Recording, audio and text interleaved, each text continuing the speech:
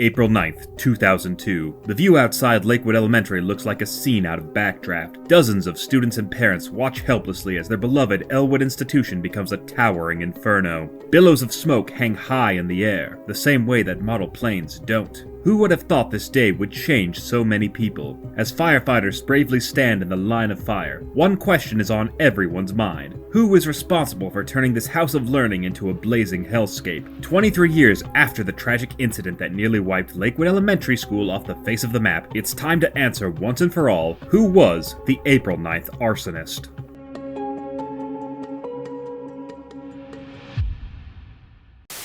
This video is brought to you by viewers like you. Thank you. Make sure to subscribe and help get this video to 5,000 likes. To better understand how the fire started, we must first review what happened in the moments leading up to the tragedy.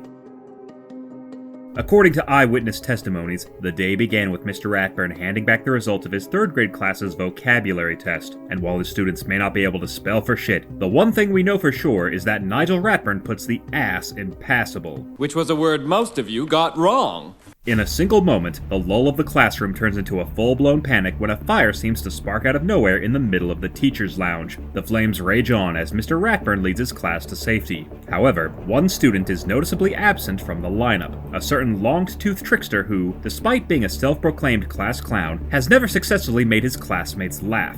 Ever. What do you call 2 banana peels? A pair of slippers. The student in question is our first suspect, Buster Baxter, aka Suspect B. I mean, he's technically the first suspect we're talking about, but our production team insisted we label the suspects in alphabetical order to avoid any confusion. Go figure. According to Mr. Ratburn's attendance record and multiple eyewitness accounts from students, Buster Baxter was absent from class at the time of the fire. In fact, it was only after the fire had been put out that the big-eared bunny was spotted running toward the school, seemingly unaware that his classroom was now nothing more than a pile of ash. And how exactly did Buster Baxter react to the news that his peers nearly lost their lives in the blazes of hell? By lamenting the fact that he wasn't there to witness it himself. I just can't believe the biggest event of the year happened and I slept through the whole thing! Now I ask, dear viewers like you, who in their right mind would make such a fuss about avoiding a near run-in with death himself? Surely there's more to Buster's reaction than just a case of fiery FOMO. When questioned by authorities about his unexplained absence, Buster Baxter claimed he simply overslept the morning of the fire. However, his answer only raised more questions, namely, when has a child ever gotten away with sleeping in on a school day? We know for a fact that Buster Baxter is not a latchkey kid, as his mother Bitsy has driven him to and from elementary school for the past 25 years. To make things even more perplexing, sources close to Baxter claimed the absentee adolescent spent several days after the incident claiming he was present for the fire. Listen to this incident captured at Mighty Mountain Elementary where Baxter tells the other kids on the playground he witnessed the fire firsthand. Smoke was everywhere. You could hardly see your own hands. Suddenly, the whole wall burst into flames. How could a child be privy to such factually accurate details about the fire if he wasn't there to witness it? Unless he was.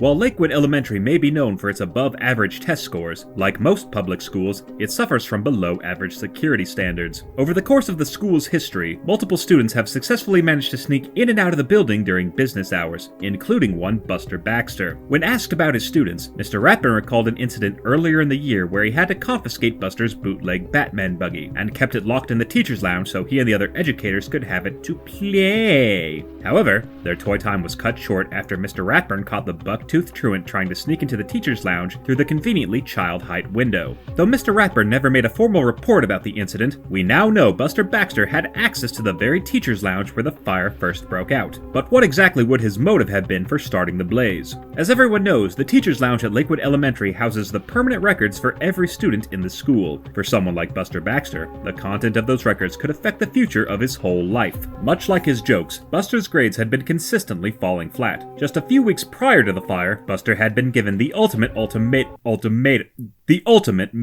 Either get a B on his end-of-year exam or be forced to repeat the 3rd grade. With his inability to focus combined with a blatant undiagnosed learning disorder, it seemed like Buster was doomed to fail. But with the help of his friends and one hell of an all-nighter, the rambunctious rabbit passed the test by the skin of his very large teeth. However, Buster knew it was only a matter of time before his bad grades caught up with him, and had to ensure his report cards wouldn't follow him to the 4th grade. And what better way to get rid of one's permanent record than by erasing it? Permanently. permanently. When fingering a culprit, the guilty party needs three things: means, opportunity, and motive, or MOM for short, and Buster Baxter had the kind of mom that was easy to finger. If Buster could access the teacher's lounge from the outside, then what was to stop him from sneaking in on the morning of April 9th and setting his permanent record on fire, effectively wiping his slate clean and getting a little payback on his teacher to boot? With his absence noted and a plausible alibi for his tardiness, all he'd have to do was sneak out undetected and then slip into the crowd once everyone evacuated the school. It's the perfect crime. A crime so perfect, in fact, that there's no way Buster was smart enough to think it up himself. How could such a foolproof plan be cooked up by Buster Baxter, a kid who thought that hypotenuse was the way to greet Mr. Potenuse?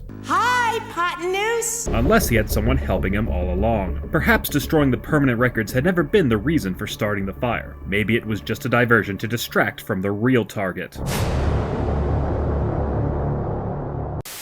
Recently recovered security cam footage from the morning of April 9th reveals that one other student was absent from Mr. Ratburn's class when the fire alarm went off. Who is this mysterious missing class member? None other than the residential class genius, the Brain, aka Alan Powers, aka Suspect P. At first glance, Alan Powers seems like your average, above-average student who spends his free time at the library with his nose in a book or in his basement starting the robot apocalypse. Self-destruct! Self-destruct! He's the kind of kid who's probably had straight A's since kindergarten, but that's exactly what he wants you to think. Just a few days before the fire, Alan discovered his former kindergarten teacher, Mrs. Robertson, would be retiring after 30 years at Lakewood. Nobody knows for sure why she chose to retire during the middle of the semester. Perhaps she felt it was the right time to move on, or maybe she wanted to leave before DW and the Tibble-twats could have a chance to sink their teeth into her. Whatever the reason, the school had opted to honor her career with a commemorative photo display of every kindergarten class she taught over the past 3 decades. But what was intended to be a loving tribute turned out to be the Brain's secret shrine of shame. For Alan Powers, the smartest kid in the history of Lakewood Elementary, was featured in 2 different kindergarten photos. School records from Mrs. Robertson's tenure reveal the Brain was enrolled in her class not just once, but twice. Further analysis of her teaching notes reveal Alan was purposefully held back for being what she dubbed a crier.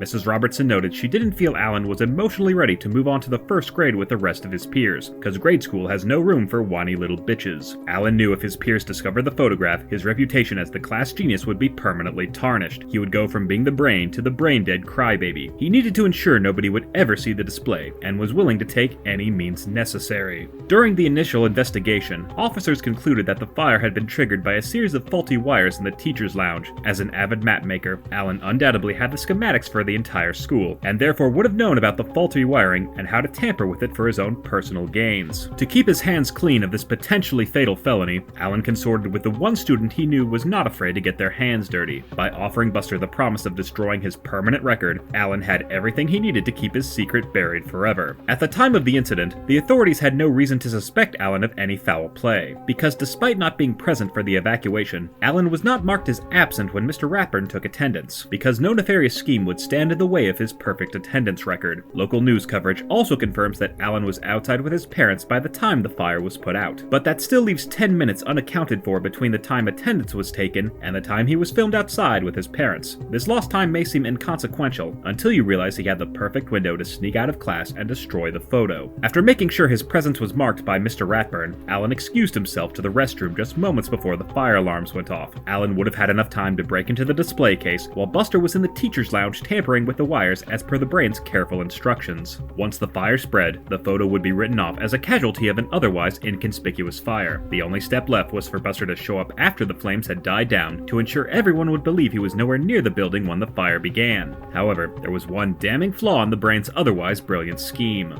Hey, I have asthma too. Asthma, a chronic lung disease that affects over 25 million Americans, including Buster Baxter, as well as yours truly. Why else do you think my voice sounds like this? Buster Baxter had been diagnosed with asthma after coming in contact with a joke book that was somehow staler than his sense of humor. For someone like Buster, there's no way he could have been near the flames without experiencing the adverse effects of inhaling all that smoke, especially if he was the one who started the fire. A toxicology screening later revealed Buster's lungs showed no evidence of exposure to smoke or any other damaging inhalants the day of of the fire, confirming definitively that Buster Baxter could not have been the one who started the fire on April 9th. We also know it couldn't have been the brain, as the window of time was too small for him to sneak out of class, break into the teacher's lounge, start the fire, and then make his way outside in time to be filmed by the local news. To this day, it's unknown whether the two truly intended to burn down the school. Perhaps one of them had a last-minute crisis of conscience, or maybe Buster really did just sleep through his alarm, leaving the brain high and dry. But the one thing we know for certain is that neither of them could have been the April 9th arsonist.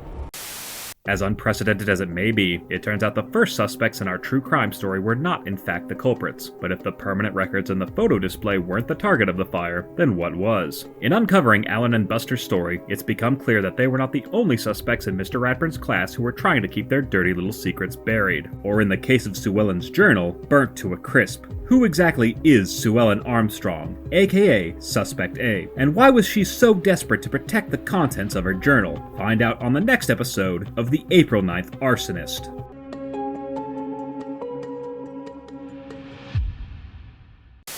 Thanks for watching, everyone. Let me know in the comments which cartoon brat you want me to tear into next. If there's a specific episode you want me to cover, consider becoming one of my top tier patrons to commission a review for my channel. Thanks again for watching, and I'll see you all next time.